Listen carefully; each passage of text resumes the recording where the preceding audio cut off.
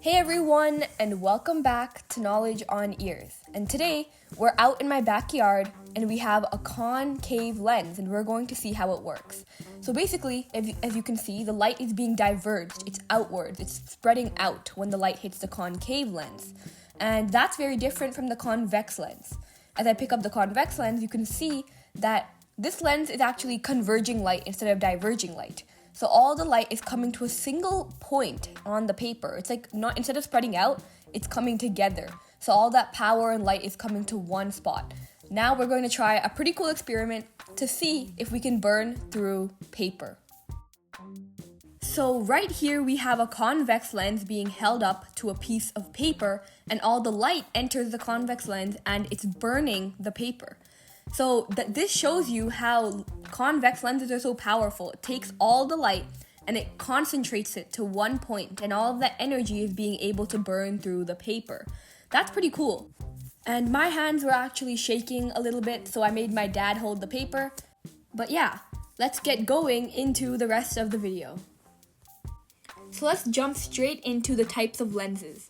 Right here we have a biconvex lens, which is basically like a double convex lens. There's two curved outsides and it's thick in the center and it actually converges light rays. Then we have a planoconvex lens, which is like half of a biconvex lens, and it also converges light. And then we have a biconcave lens, which is like the opposite of a biconvex. It's like thinner on the inside and it diverges the light. And then planoconcave is once again half of a biconcave lens. It also diverges light, but obviously it's a little bit different in more technicalities. Then we have a meniscus, which is like a combination of both biconvex and biconcave.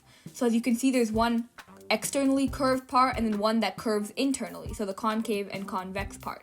You can also call it like a convex concave lens or a concave convex lens, anything you want. Now let's get into the rest. So if we look into more detail on convex and concave lenses, if we have a light source like the sun, in a convex lens, it actually converges to a single point called the focal point, and that's where the image is formed. And then it continues to diverge.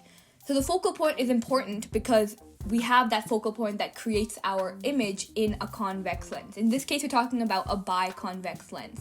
For a concave lens, we have these rays of light, and instead of converging to a focal point, they actually diverge. So it's going outwards. That spreads out the light, and that's creating like a more larger image that's going outward. So it's diverging. So it's a difference between converging and diverging. So right here, we have our biconvex lens, which we're going to focus on. If you draw two circles, you draw a line straight through the middle of the circle, that is called the principal axis. And right in the middle of the principal axis between those two circles, you can call that the origin. And you can also call that the optical center. That's the center of this lens, of this thicker part of the lens. And so on this principal axis, there are different points, different reference points, 4 of them. We have these reference points for ourselves when we're working with convex lenses. So we have f2, 2f2, f1, and 2f1. So all of these points are equal distance away from each other, as you can see. So 2f1 would be 2 times farther away from f1. Also right here, I wrote parallel axis, I meant principal axis. So now let's take a look at a couple of cases to understand biconvex lenses better. So right here we have an object, and it's right beyond the 2f1 point. And so let's just say we have a source of light, and the light hits this object. It hits the biconvex lens, and obviously because it's a converging lens, it goes through f2 and reaches there. And we have a focal point, this blue point, and that creates a new object. So if we have the original object as AB, our new object is A prime B prime. And so you can see there's a couple of things that have happened here. First of all, the image is flipped around. And in the focal point, you can see it's the opposite way. So between f2 and 2f2, we have an image that has been flipped around. And in this case, it's a real image. And I'll go over that in the very last case. And so we already know it's an inverted image. And the last point is that it is smaller. You can see that like when it hits the convex lens, it was all going downward. So the image in the end was smaller than the other one. Now, for our case 2, we have this object at 2f1. It's not beyond f2f1 anymore. It's right at 2f1. Now the focal point is exactly at 2f2. And if you look at the line, we still have an inverted image. It's A prime, B prime. It's flipped over. Now let's go over the rules, the characteristics of this new image. So number one, the image is at 2f2. So it started off at 2f1, the object, and it ended off at 2f2. So it's around equal distance. And number two, it's a real image, once again, and I'll go over that later. Number three, it's inverted, and we already went over this. The letters are flipped around. And number four, the image is actually the same size.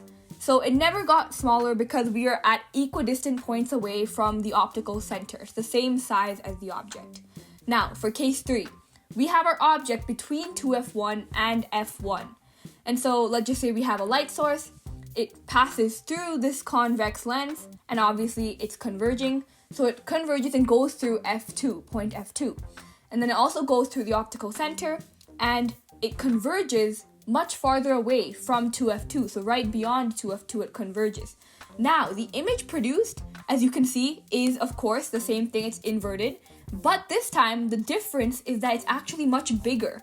You can see that it's converging, the focal point is way after 2f2, so it's much bigger. The rules is the image is after 2f2 this time. The starting object started between 2f1 and f1, but the image is beyond 2f2. Now, the real image, it's a real image, once again. So it's not imaginary, we can actually see it. And number 3, it's inverted, once again. It's an inverted image. You can see the letters are flipped around. And the last rule is that it's bigger. It's much bigger than actually the previous one. So that's what happens when you have our original object between 2f1 and f1. Now, let's move on to case 4. This time, our object is at f1. And as you might be able to recognize, we're moving the object closer and closer to the optical center. So we have our red light. We have our light hitting it, converging.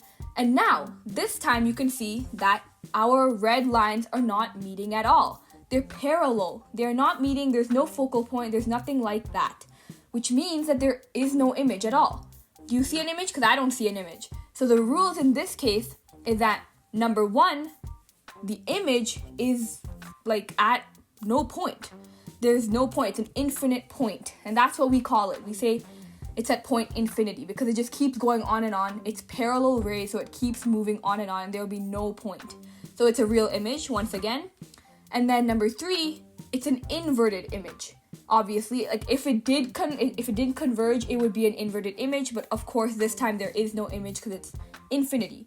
And now number 4, there's infinite magnification because there's parallel lines. Now, for case 5, we have our original object between f1 and the optical point, the optical center. And this time when light goes through our convex lens, obviously converges, goes through point f2, and then what happens is that it's not meeting. Once again, it's not parallel this time, but the rays are kind of diverging, kind of like a concave lens. Why is this even happening? Because convex lenses, the light should be converging. Why is it diverging? So, this is actually a bit of a different case. It's very interesting because in this case, we have our point meeting before our optical center. So it's meeting before our object, actually. We have a larger object being created, one that's not inverted, right before our object. So in this case, the object and image are actually in the same side of our original object. So it's not going past the lens. You can't actually see it, and it's virtual. So it's not actually a real image. It's just there.